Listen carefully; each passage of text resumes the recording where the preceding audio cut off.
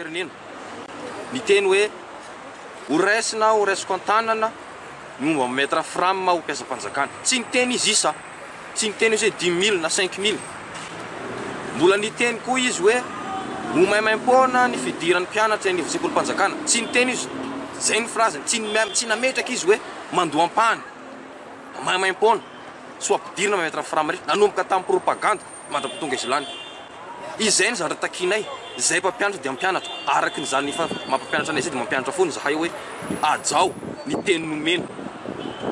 manomboka te 1 akizy dia fa mianatra an'izany hoe ajana ny teny nomena ianao ve filoham-pirenena dia tsy hanaja ny teny nomena ao mialatsina aminao sa filohandrimatao filoha fa eto zay dia entitra ampy zay monsieur le ministre tamin'ny androny nanaovan'ny passation nilaza mihitsy ny tenany fa tsy mampiantso anay moray gray aza rehefa tonga ny fitokonana maninona androany nanome bec azony ataona ane zany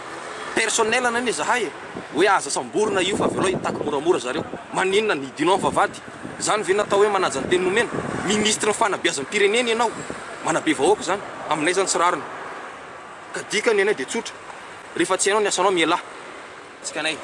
tsy empitra izy anay dia voasambotra daholo raha ny mpitarika ny national rehetrarehetra zavatra apetranay dia tsotra ny anay niza samborona re eo dia misy mpitarika foana ny mpitarika ny mpampianatra frame sosialim-bahoaka ane tsy tsonjovanay amin'io hoe tsy ho anay ane io hoe fa ho an'ny vahoaka malagasy ho an'ireo mpampianatra frame reo anisan'ny vahoaka malagasy metra frame ko noho izany tsy janony zay tsy atao raha matahora